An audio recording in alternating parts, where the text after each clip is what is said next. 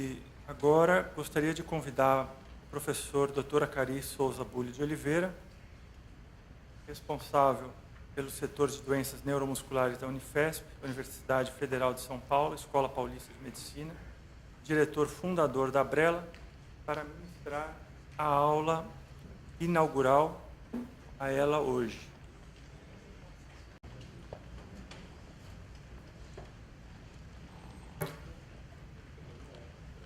Então, novamente, foi passada para mim a incumbência para falarmos a respeito da ela hoje.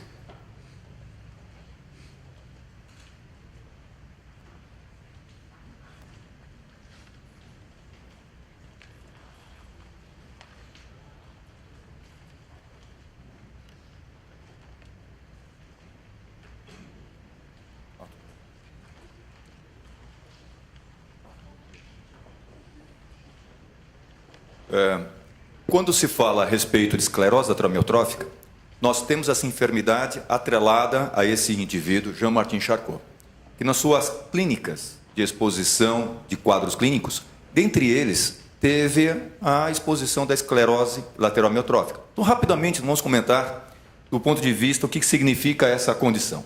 Essa condição é uma alteração da via motora, que começa na região cortical, cerebral, e que se estende até o corno anterior da medula.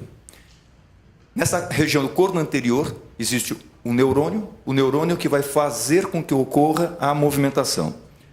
Uma alteração, portanto, nessa via leva-se a um quadro muito bem descrito por Jean-Martin Charcot, definido como esclerose lateral amiotrófica. Ela nos Estados Unidos, essa doença nos Estados Unidos, ela é conhecida com o nome desse indivíduo, Lou Gehrig. Lá para os nossos amigos norte-americanos, eles comentam esclerose lateral amiotrófica, doença de Lou Gehrig, como que se encontra na internet.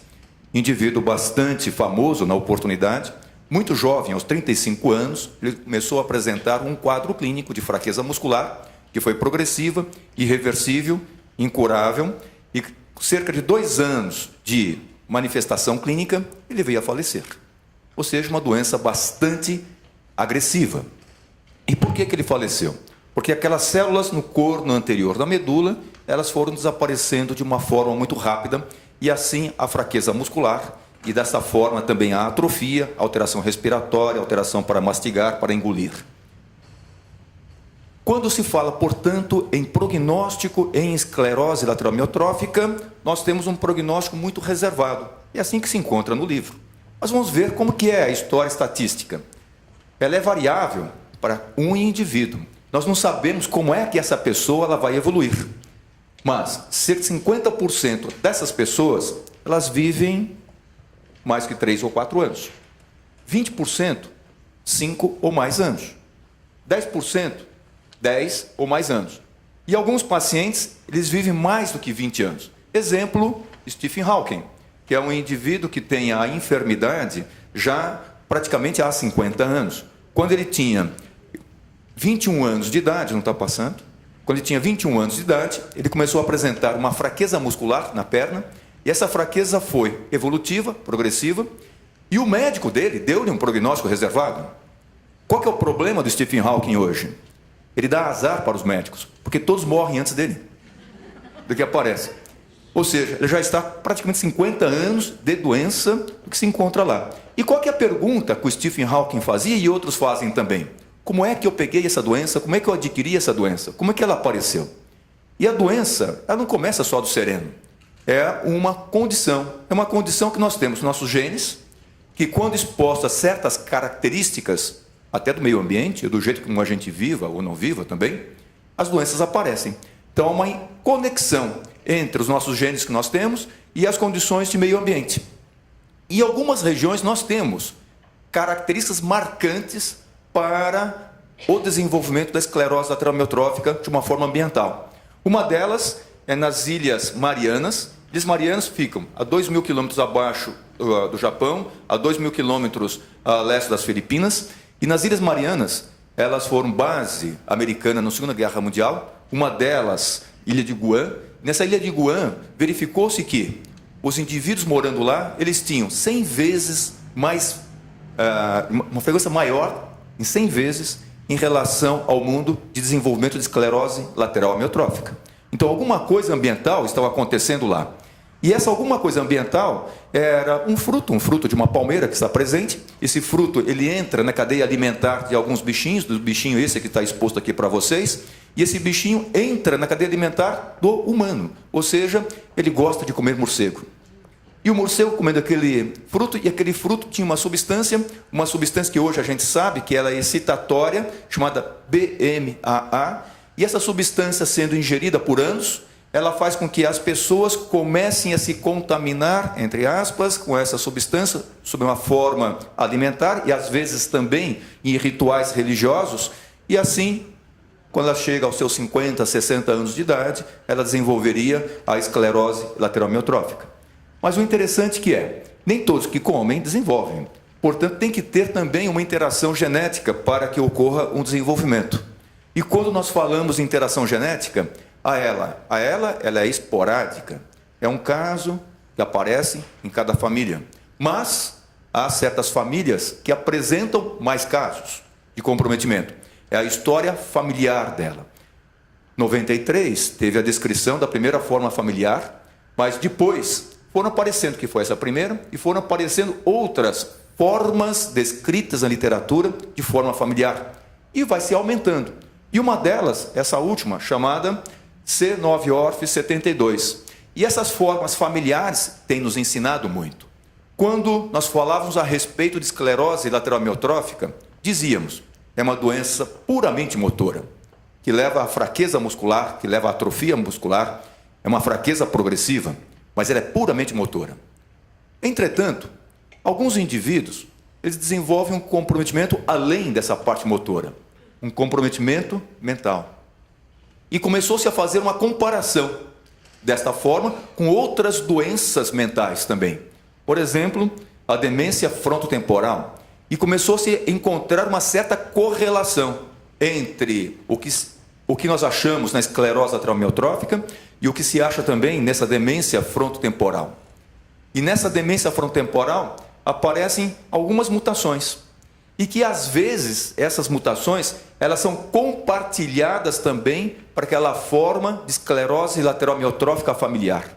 E que também elas podem ser compartilhadas até com a forma esporádica, naqueles indivíduos que não tinham ninguém na família que apresentavam qualquer comprometimento deste. Portanto, essas condições clínicas diferentes, elas começaram a trazer certas explicações para nós. Certos genes responsáveis para a manifestação da doença. E dentre essas formas familiares, essa chamada TDP43. E quando há uma mutação genética, essa pessoa começa a ter uma proteína anormal. Essa proteína anormal ela começa a se aglomerar, formar uns aglomerados no neurônio e no prolongamento do neurônio no seu axônio. E esse aglomerado anormal faz com que ocorra uma alteração na função motora do indivíduo e também até nessa parte cognitiva, levando a um comprometimento mental para os indivíduos. E dentre essas formas, chamou a atenção para a C9orf72. Forma familiar, hoje é a mais frequente das formas familiares, e esta condição clínica tem nos ensinado a entender o que acontece com as proteínas. As proteínas nossas, elas não são tijolos. Vocês vão ver nesse simpósio, é um simpósio acadêmico. E nesse simpósio acadêmico, vamos ver que as proteínas, elas não são tijolos fixos. Elas são formadas, elas são quebradas em pedaços menores e são formadas de novo. E esse é um processo contínuo. E quando há uma proteína que ela não é normal, ela tem que ser quebrada rapidamente, senão aparecem anormalidades, até câncer também. E há uma forma continuada disto, de proteína anormal, de proteína, ela é marcada, ela passa por dentro de um cilindro, como se fosse um rótulo-tubo, ele corta essa proteína em pedaços pequenininhos, e esses pedaços pequenininhos, chamados oligopeptídeos, somados depois juntos, vão formar novamente a proteína.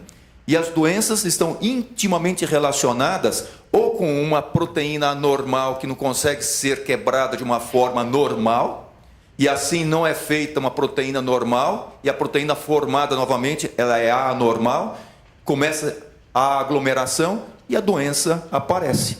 E essas formas familiares, como a C9, ORF72, têm nos ensinado esses mecanismos. Isso é muito importante por causa dos aspectos terapêuticos.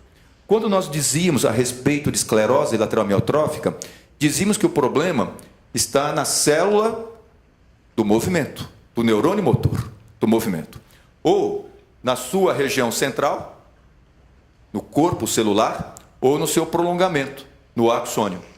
Mas essas outras doenças começaram a nos ensinar que não é só aí que está o problema. O problema pode estar também nas células vizinhas, como no astrócito, como na micróglia, como também em outras células que podem estar presentes. E as teorias para tentarmos explicar a doença começaram a se ampliar. Não era só uma teoria da morte do neurônio, da degeneração do neurônio, mas também as outras condições que aparecem ao lado desta condição. Vocês vão ver nesse simpósio acadêmico o comentário a respeito de cada uma dessas etapas. Quando nós falamos hoje a respeito da causa da esclerose lateral amiotrófica, nós não temos uma causa, nós temos causas. Quando se fala do local do comprometimento, também não é no local do comprometimento, é nos locais do comprometimento.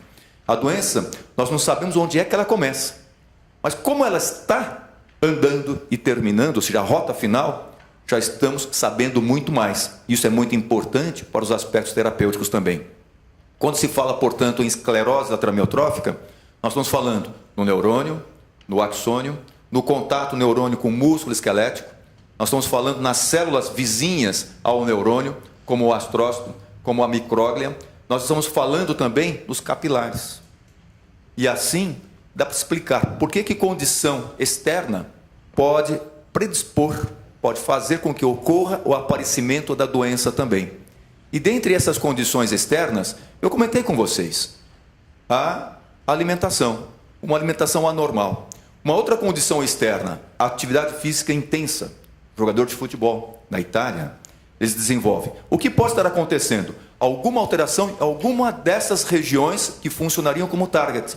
E alterando, portanto, aquela proteína e a forma dela ser metabolizada e refeita de novo. E se essa forma vai sendo alterada, começa a ter um aglomerado dessas proteínas no interior das células. E esse aglomerado, depois, a sua formação comprometida ou clearance, ou a limpeza dela de uma forma comprometida, faz com que apareça a doença num certo momento. Quando começa o primeiro sintoma, a doença não começou ali, ela começou lá atrás, há muito tempo.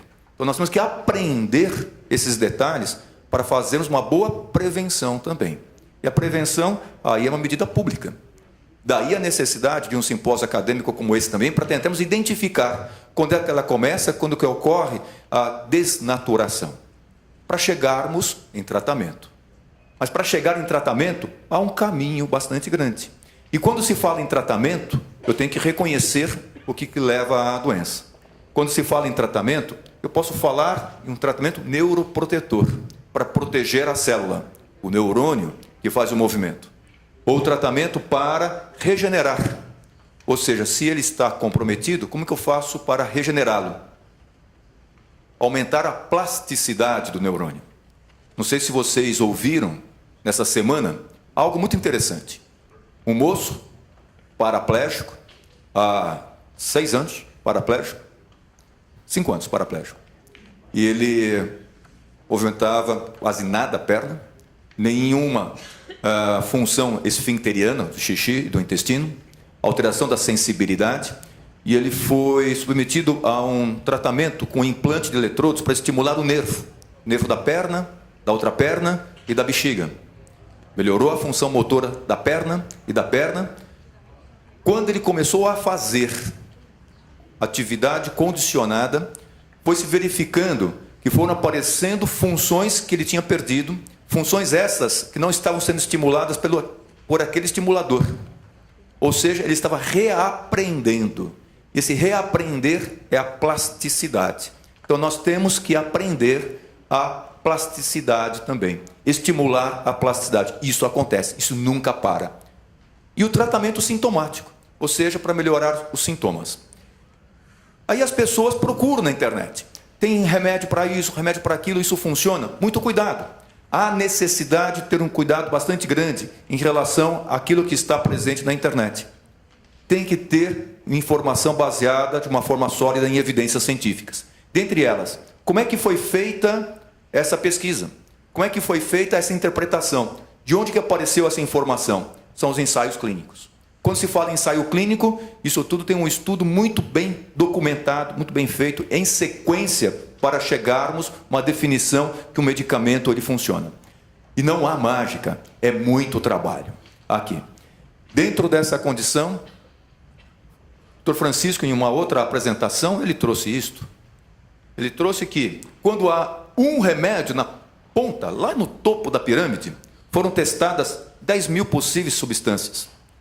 E essas 10 mil, elas passam por uma fase inicial de triagem, depois são selecionadas, 250 escolhidas, elas passam por uma fase animal, ou seja, aquele modelo animal, e depois algumas são escolhidas e passa-se para aquela fase de teste involuntário sadio, depois uma outra fase para os pacientes, depois uma outra fase, paciente e controle, para placebo, para se verificar, funciona.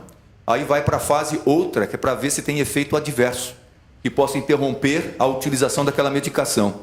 E assim chega, em 10 mil drogas, uma, lá no topo. E quando essa droga chega no topo, ela tem um custo, mais ou menos $1 bilhão hoje, para cada medicação desta. Tratando-se de esclerose lateral amiotrófica, doença rara, muito rara. 2 a 4 pacientes por 100 mil pessoas, essa é a prevalência. E esses 2 a 4 por 100 mil vão ter que dividir aquele $1 bilhão. Ou seja, a medicação ela chega a um custo muito alto. E como tem uma doença que é rara, qual é a empresa que vai fazer pesquisa para a esclerose lateral amiotrófica? Pensem só com o bolso agora. Poucas, muito poucas. Mas, entendendo-se esclerose lateral amiotrófica, a causa, as suas causas, a forma como ela se instala, nós estaremos entendendo Alzheimer, Parkinson, Coreia de Huntington, e assim ela tem sido escolhida como uma doença para eu estudar. Muitas empresas hoje, mesmo elas sendo raras, as doenças consideradas como esclerose lateral amiotrófica, eu posso, no aprendizado, passar para outra doença mais comum. Essa é a expectativa desses laboratórios, dessas empresas. Isso tem acontecido e tem sido uma revolução nessa área. Dentre os mecanismos, os momentos de revolução, tenho que destacar quando aparece o riluzol. O riluzol, ele atua onde? Entre o primeiro neurônio, aquele da parte cerebral, e o segundo neurônio, que está no corno anterior na medula. Sabemos tudo aquilo que dá vida, também mata. Por exemplo, quem está apaixonado aqui? Levanta a mão. Paixão mata. Paixão mata. Amor não. Mas aquela forma, eu estou apaixonado, cuidado, que mata. E assim é o neurônio. É a mesma coisa. A superexcitação, que é a paixão, ela degenera o neurônio. Ela pode matar o neurônio. Tudo aquilo que dá muita motivação, ela mata. Então vejam só, em relação aos sabores, tudo aquilo que é gostoso demais, mata. Açúcar, diabetes. Sal, hipertensão arterial. Tudo aquilo que é ruim, não mata. Exemplo, o amargo. Tem alguma doença do amargo? Mas nós temos que equilibrar essas condições todas. Em relação à medicação, é igualzinho. Tudo aquilo que faz funcionar, eu vou procurar aquilo para inibir. Se aquela substância que atua no neurônio faz o neurônio funcionar, e se ele morre, e se eu inibir isto, pode ser que eu dê mais vida. É isso que acontece. É igualzinho, é o equilíbrio da balança, e nós vamos procurar sempre esse equilíbrio. E uma das medicações sintetizadas foi o riluzol. O riluzol, ele inibe o excitador do neurônio. E assim possibilitou-se, em pesquisas, um prolongamento de sobrevida, de 2 a 3 meses. Alguém fala que isso não vale a pena. Nada, é muito pouco tempo. Mas se nós tivermos só 1 hora a mais de vida, quanta coisa a gente pode fazer, se a gente souber que vai morrer em 1 hora. E 2 e 3 meses. Mas não é só isto. Como eu comentei antes, a medicação ela propiciou que outras medicações fossem testadas também. E assim nós temos uma quantidade enorme de substâncias que estão sendo sintetizadas. Cada uma delas com um objetivo. cada uma delas procurando atender um daqueles espaços, um daqueles momentos, um daqueles locais que possam estar relacionados com a enfermidade. São estudadas, portanto, substâncias que atuam nos fatores de crescimento, como anti-inflamatório, como inibidor da morte celular programada, como aquelas substâncias que inibem a agregação daquelas proteínas que ficam anormais, e assim como antioxidantes, bioenergéticos, fisioterapia, fonoaudiologia, e assim por consequência. E na internet toda hora aparece, eu vou testar, eu vou utilizar tal medicamento que parece que está fazendo resultado no Chile. Isso está direto. Ou um procedimento está sendo feito na Universidade de Israel. Muito cuidado. Há toda uma investigação muito bem trabalhada, conduzida. Dentre elas, uma delas, essa medicação chamada Dexpramipexol, que parecia muito promissora no tratamento da esclerose lateral-amiotrófica. Uma medicação que ajuda na formação energética. Ou seja, a energia produzida seria uma energia boa, com pouco lixo na produção de energia. E se eu produzo menos lixo, eu teria, em tese, menos comprometimento, portanto, do neurônio.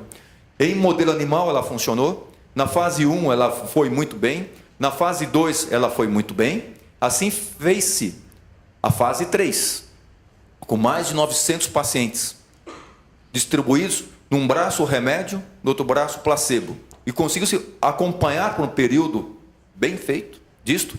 Terminada a investigação com esses 940 pacientes, verificou-se que não houve qualquer modificação na história natural da doença. Nem em relação à longevidade, nem em relação a qualquer melhora motora ou melhora também respiratória para os indivíduos. Mas, nesse momento, alguns pacientes já estavam trazendo o remédio dos Estados Unidos a um custo quase R$10 mil mês da empresa. Porque na internet tinha a informação que seria uma medicação que teria um potencial terapêutico, mas qualquer modificação não foi conseguida. E desta forma o laboratório disse, não dá para continuar. E assim nós não vamos colocar essa medicação no mercado, porque não houve qualquer modificação. E logicamente quando aparece um resultado deste, a depressão ela se instala. Mas não era só essa droga que estava sendo pesquisada. Outras também estão sendo pesquisadas. E muitas delas. São muitos medicamentos e também procedimentos do tipo transplante com célula-tronco, terapia genética, oligonucleotídeo. Nós vamos comentar a respeito dessas condições nesse simpósio. E esse é o agora. E nesse agora, nós temos outras medicações sendo testadas e seus estudos sendo analisados. Daí a necessidade dos simpósios, dos congressos, destas reuniões que nós fazemos para passarmos as informações e também que os cientistas sejam pressionados por aquele que está sofrendo dessa enfermidade. Tudo é um equilíbrio também que existe. E a célula-tronco? Célula-tronco, nós tivemos a oportunidade de vivenciarmos o começo da história da célula-tronco. A primeira discussão em Brasília da lei a respeito da célula-tronco. A Brela, a Movela, o Instituto do Genoma Humano, o Centro de Estudo do Genoma Humano, Procura da ELA, todas essas instituições estiveram envolvidas nessas discussões e pressionando lá em Brasília, no STF, Supremo Tribunal Federal. Eu não sabia o que era o STF, eu descobri lá o que era o STF, nessas discussões. E houve uma votação muito interessante para saber se aquela lei estava proposta, se ela seria legal ou não. Aí a célula-tronco, ela ganhou aqui no Brasil. Célula-tronco, um direito de uso até daquela célula embrionária. Embora nós tenhamos uma lei favorável para isto, a nossa investigação em relação à célula-tronco ainda é pífia, quando comparada com aquilo que aparece do ponto de vista mundial. E do ponto de vista mundial, desde 2002, nós temos acompanhado as pesquisas em relação à célula-tronco. Aquela célula que tem a potencialidade de fazer neurônios, contato. São várias pesquisas hoje aprovadas com estudo de célula-tronco. Eu falei pesquisas, não falei tratamento. Mas na internet aparece lá. Certa clínica tem tratamento para célula-tronco, outra clínica tem tratamento de célula-tronco, cobrando $30 mil, $35 mil, $40 mil. Isto é amoral. Não se pode aceitar uma condição desta. Não é tratamento ainda. E muito pelo contrário, se tiver dinheiro, é para o paciente. Não é que ele tenha que dar para aquela instituição. A instituição tem que procurar, nos mecanismos oficiais, os recursos para que ela possa fazer a sua pesquisa.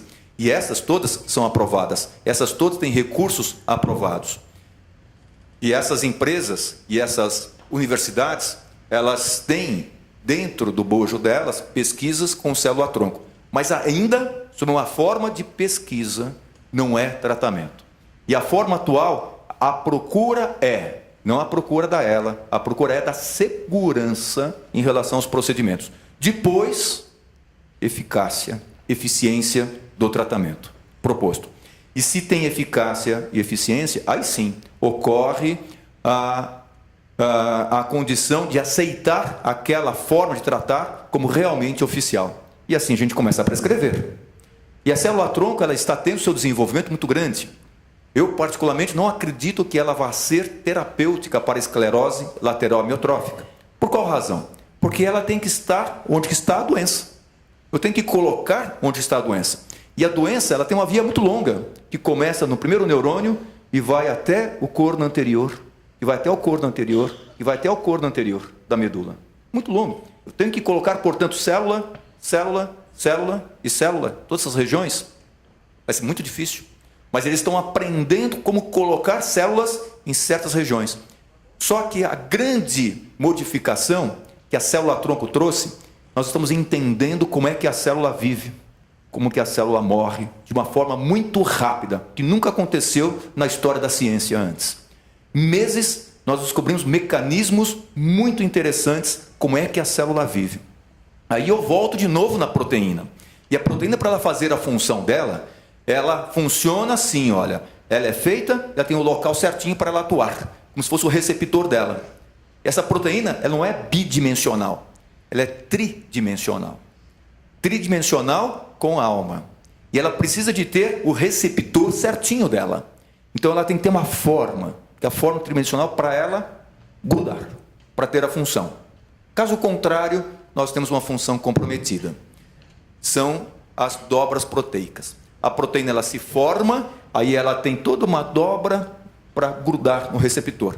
E a célula-tronco tem nos ensinado a entendermos a sequência do dobramento das proteínas.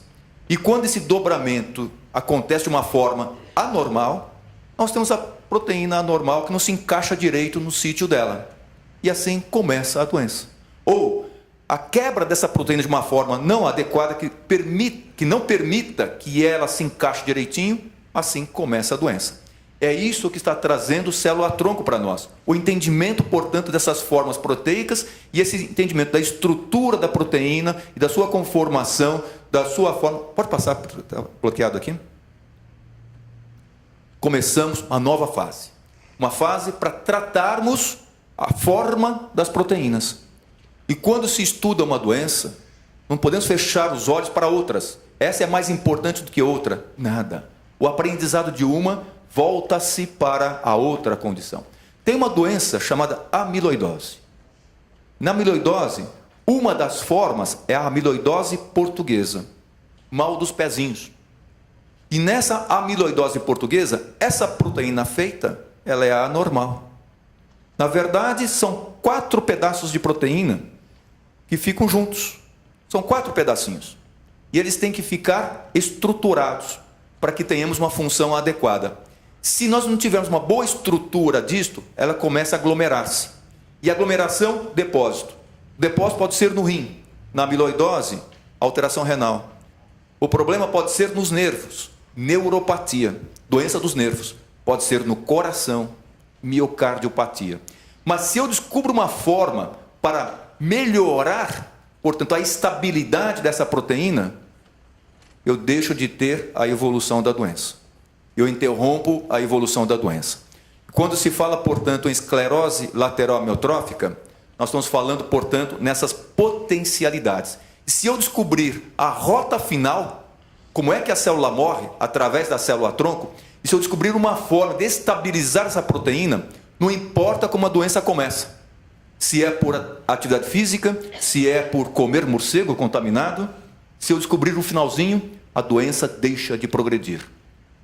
O aprendizado com outras enfermidades pode trazer resposta para nós, tratamento definitivo em relação à esclerose lateral amiotrófica. Enquanto a ciência ela está envolta nesse aspecto de medicamentos, nós não podemos nos esquecer que o tratamento também ele está envolvido de uma forma da multidisciplinaridade. Multidisciplinaridade realmente com várias categorias envolvidas para tratarmos a doença do corpo, para tratarmos as várias manifestações clínicas sintomáticas. Felizmente, nós temos um arsenal terapêutico fantástico para essa condição. Então, ou seja, o médico tem muito para oferecer para esse indivíduo. Mas não é só o médico. É o fisioterapeuta, terapeuta ocupacional, fonoaudiólogo, psicólogo, assistente social, engenheiro e vai embora, dentista. Não tem parada para essa condição. Nós não podemos nos esquecer também do tratamento da mente, os problemas relacionados com a mente. Nós não podemos nos esquecer também, próximo, por favor, do problema relacionado à parte espiritual. Eu comentei que nós não iríamos falar muito a respeito de doença, nós iríamos falar de saúde. E não há saúde sem falarmos a respeito do corpo, da mente, do espírito, da parte social e também de justiça. Não tem como falar sem disto. Quando se fala a respeito de saúde, é nutrição. Temos que usar um tempo para aprendermos um pouco mais nutrição e orientarmos desde o começo, desde a primeira avaliação, desde a primeira consulta com o indivíduo. Vocês vão ouvir falar do ar. Temos que respirar. São os ventiladores. As leis que favorecem o uso dos ventiladores, o direito de tossir para fazer a limpeza das vias aéreas, o direito à comunicação de uma forma plena, mais rápido, que a gente consiga exteriorizar o que nós estamos pensando. E houve uma ampliação muito grande com outros profissionais, os cuidados integrativos também. Esses outros profissionais que às vezes se fala medicina alternativa. Alternativa a quê? Estamos falando do quê? Lá na China, o que é alternativo? É a medicina tradicional chinesa ou é aquela medicina que nós fazemos no Ocidente? Lá na Índia, qual que é a alternativa? A ayurvédica ou aquela que nós fazemos aqui? Ou seja, são condições complementares e aqui é um arsenal fantástico que pode ser colocado. Mas nós não podemos nos esquecer nunca do ato do cuidar. Esse é um ato fundamental. E quando se fala ato do cuidar, nós estamos vendo que cuidar vem do latim, quera, que é uma relação de amor e de amizade, que expressa atitude de preocupação e de inquietação pela pessoa, objetos que nós temos. Tem uma história linda a respeito do cuidar. Essa história linda a respeito do cuidar, um ser chamado Cuidado. Ele estava só. Ficar só é muito ruim. Aí o que ele faz? Como ele não tinha muito o que fazer, ele pegou da Mãe Terra, Gaia, uma matéria, e fez uma figura linda, maravilhosa, que ele fez. Ali chamou Zeus para admirar-se. E Zeus foi lá, realmente, linda a figura. Só que parada. Ele foi naquela parte considerada à frente, deu uma respirada muito profunda, e aquela figura começou a se movimentar de uma forma muito graciosa, maravilhosa. E Zeus, vou dar o nome, Zeus filho. Cuidado, não, quem vai dar não sou eu. Fui eu quem a fez. Briga feita, entrou Gaia, a mulher. Não, a matéria veio de mim. Quem vai dar o nome sou eu. Chamaram Cronos. Cronos veio, escutou a história e ele ponderou. Olha, isso tudo que fez essa figura linda, maravilhosa, um dia ela vai ter um ciclo. Ao terminar esse ciclo, essa matéria vai voltar para você Gaia, para que novas figuras sejam feitas. E aquilo que deu graciosidade, o espírito, vai voltar para você, Zeus, para que você possa utilizar tão bem quanto foi utilizado para essa figura. E a você, Cuidado, que fez essa figura de uma forma tão esmerada, vou lhe dar a oportunidade e a honra de cuidar dela todos os dias da vida dela. E como essa figura foi feita da parte mais rica da terra, o humus, eu vou dar o nome, humano. Entretanto, só será humana a pessoa que cuidar de alguém durante a vida dela.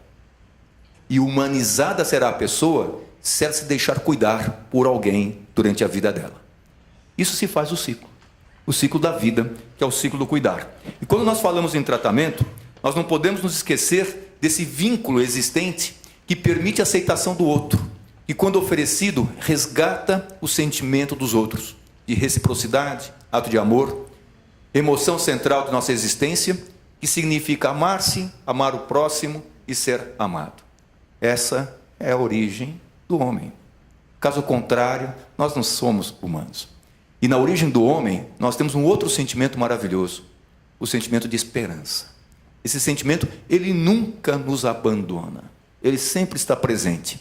Mesmo naquelas condições que tal tratamento não funcionou, aquele pode dar até um pouco de angústia para os indivíduos, mas a esperança, ela nunca nos abandona. Ela está muito bem definida, descrita na mitologia grega. A esperança, ela veio para contrabalançar todas as perdas que nós temos durante a nossa vida. Aquele que mantém a esperança dentro do seu coração, ele faz esta vida ser digna, ser bela, ser muito aproveitável. E como é que nós mantemos esperança? Nas reuniões com os pacientes, cuidadores, familiares, nessas reuniões como essas aqui de hoje, nós fomos aprendendo. E uma das maneiras mais firmes para mantermos esperança é sem preconceito, primeira coisa, e o coração alegre é como um bom remédio, mas o espírito abatido seca até os ossos. Nós não podemos de jeito nenhum fazer com que os outros tirem a nossa esperança. Um bom dia para vocês, muito obrigado.